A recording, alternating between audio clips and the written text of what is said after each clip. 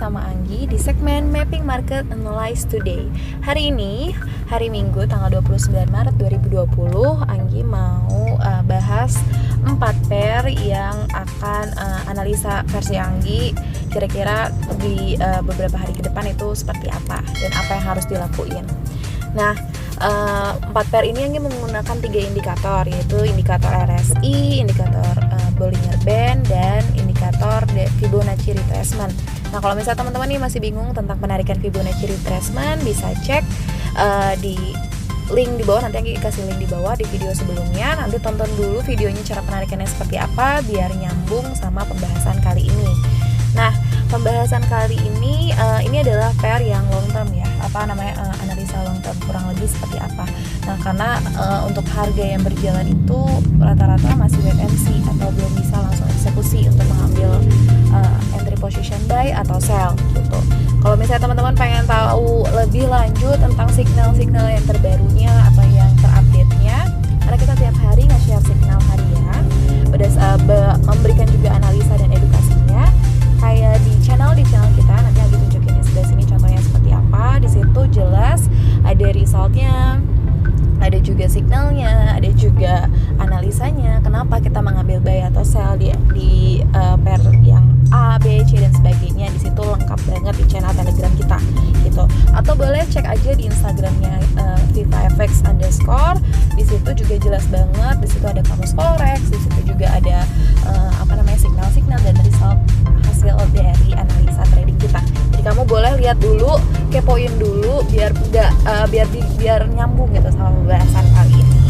Langsung aja ke inti pembicaraannya. Hari ini Anggi akan membahas analisa 4 pair yang Anggi pilih gitu. Yang pertama ada AUD USD, yang kedua ada Euro USD, yang ketiga ada GBP USD, dan yang keempat ada GBP JPY.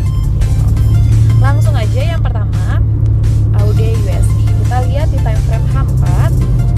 Di time frame H4 Anggi menarik Fibonacci retracement-nya di time frame H4. Bisa dilihat dari Bollinger Band-nya itu cenderung turun ya dari habis sideways kemarin, lalu dia trennya trend down. Walaupun ada koreksi baru-baru ini naik ke atas, tapi kalau yang Anggi lihat juga masih kuat untuk turun gitu. Lalu kita bisa lihat nih dari H4-nya kan udah seperti itu. H1-nya kalau kita lebih detail lagi, di H1-nya harga saat ini, karena ingat ya, karena sekarang itu hari Minggu, jadi harga yang berjalan itu berdasarkan close market yang kemarin hari Jumat ya. Makanya harganya berhenti, tidak berjalan gitu. Nah, untuk yang saat ini harga yang terakhir di close marketnya tuh di harga contohnya di 0,61645, yaitu di area 50 dan 618 gitu. Kita bisa juga lihat dari RSI-nya. Di RSI-nya ini menunjukkan harga garisnya mendekati bow gitu, walaupun belum overbought. Artinya apa? Artinya kalau misalnya harga masih bisa untuk naik, masih ada kemungkinan untuk naik. Namun kalau misalnya kita bisa mengambil sell juga nggak masalah gitu. Nah, kalau misalnya dari video sebelumnya kan juga sempat dibahas nih ya sama Sonton, itu kalau misalnya kita bisa mengambil open posisi baik itu buy atau sell di level 50 dan 61.8. Kalau kita bisa lihat harga saat ini itu berada di antara level 60 dan 61.8. Artinya apa? Kalau misalnya harga tidak berhasil menembus level 61.8, kita bisa mengambil entry position sell. Kalau misalnya tidak berhasil menembus ya, tapi kalau misalnya nembus berarti kita harus tetap menunggu gitu. Aman sih untuk posisi kita mengambil posisi sell karena dari RSI-nya juga support udah mulai ke arah bow, lalu dari Fibonacci-nya pun juga sama gitu. Lanjut, pair yang kedua yaitu Euro USD. Kita langsung lihat, kita lihat dulu dari time frame H4 untuk pengambilan garis Fibonacci retracement-nya. Setelah ditarik, kita juga bisa lihat kalau misalnya dia juga sedang mengalami trend down gitu. Anggi juga ngelihat bahwa ini tuh lebih kuat trend down, walaupun akhir-akhir ini juga lagi trend up, otomatis dia lagi koreksi ke atas. Kita lihat secara detail dari H1-nya, dari time frame H1. Kalau kita bisa lihat harga close kemarin itu berada di antara level 50 dan 61.8. Namun hati-hati, ini candlenya baru mau nge-break level 50 gitu.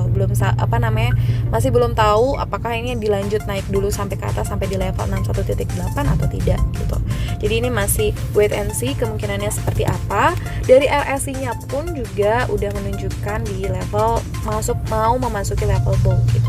Jadi ada indikasi untuk masih kuat untuk naik. Namun kalau kita bisa mau mengambil sell gitu, mengambil peluang sell sedikit untuk mengambil TP sedikit, itu juga bisa gitu untuk pair Euro USD. Lanjut di pair ketiga ada pair GBP USD. Kita lihat juga di time frame H4-nya. Time frame H4-nya setelah Saturday yang kemarin ya, kelihatan dari Bollinger Band-nya lalu dia menunjukkan tren down gitu, walaupun tetap koreksi ke atas sama seperti pair sebelumnya. Kita lihat secara detail dari time frame H1. Di time frame H1 harganya sedang mendekati level 61.8. Nah, pertanyaannya, kalau misalnya sudah mendekati 61.8 boleh melakukan sell nggak? Kalau kata Anggi sih boleh. Kalau menurut analisa Anggi boleh. Kenapa? Karena dia sudah mendekati level 61.8 dan dari RSI-nya pun menunjukkan dia di area bulk dan overbought. Otomatis ada indikasi kuat untuk turun karena harga sudah berada di titik jenuh belinya gitu. Tapi tetap harus diwaspadain kalau misalnya ternyata harganya lebih menembus dari 61.8, otomatis kita harus siap-siap siap-siap untuk cut loss atau ya berarti dia mendekati harga SL. Nah, SL-nya berarti kita harus mencari di manakah yang kemungkinannya yang biar nggak kena SL gitu. Karena kan seringkali marketnya itu kena SL terus dia langsung balik lagi ke tren yang awal. Misalnya kalau sell berarti dia habis kena SL naik lalu dia turun gitu. Jadi harapannya ya kalau misalnya kita narik SL diusahain di level resistannya atau supportnya itu kita tambahin 20-30 pip untuk amannya, biar untuk memastikan dia bukan cuma koreksi aja, tapi memang setelah dia balik ke resisten mantul lagi ke bawah ke tren yang awal semula yang kita harapkan gitu. Jadi kalau misalnya untuk GBP USD kita mau ngambil momen sell itu boleh, walaupun lihat dari Bollingernya dia masih kuat untuk naik gitu. Tapi kalau dari RSI sih sudah menunjukkan titik jenuh belinya ya, jadi kita bisa mengambil peluang sedikit itu. Dan yang terakhir dari pair GBP JPY. Di pair GBP JPY kita juga sama lihat dulu time frame H4-nya untuk penarikan Fibonacci retracement-nya. Dan kalau lihat dia sudah mengalami trend down dari Bollinger Band-nya ya, walaupun koreksi sedang ke atas sama juga seperti 3 pair sebelumnya. Nah, dilihat juga nih dari time frame H1 secara detail dia belum menembus level 50-nya.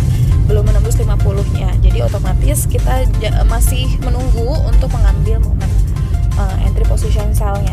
Dari RSI-nya pun juga masih sama belum melewati level bow-nya atau overbow-nya. Jadi belum berada di area tersebut.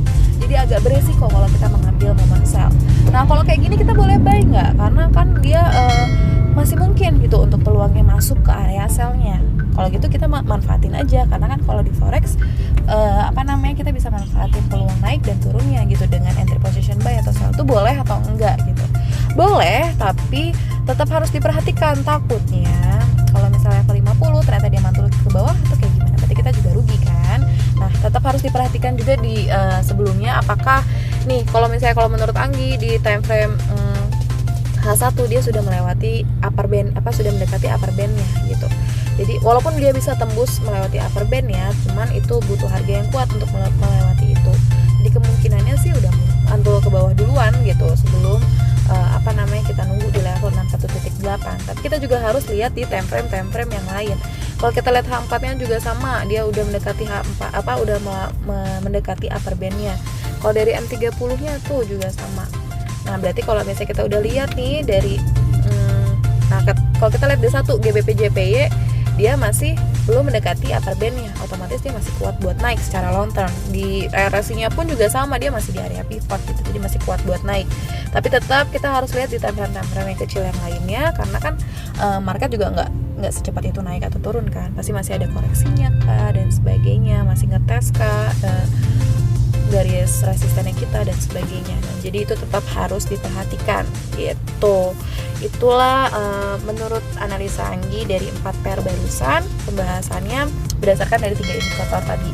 Nah, untuk di channelnya kita sendiri itu juga menggunakan beberapa indikator lain, contohnya kayak Ichimoku, terus kita menggunakan price action, terus juga kita melihat dari candlestick dan sebagainya. Jadi banyak banget pertimbangan kita untuk mengambil analisa. Jadi kita tidak tidak seperti itu mengambil analisa entry position buy atau sell gitu ya, main kayak gitu aja enggak juga, tapi kita punya alasan yang kuat kenapa kita mengambil entry position tersebut gitu. Jadi kalau misalnya kalian takut ketinggalan setelah nonton video ini udah kebayang nih ya, tapi masih bingung nih ya kan, terus kapan dong kita beli atau sellnya? Nah, mendingan langsung aja join member kita karena di situ lebih up to date banget masalah signalnya seperti apa.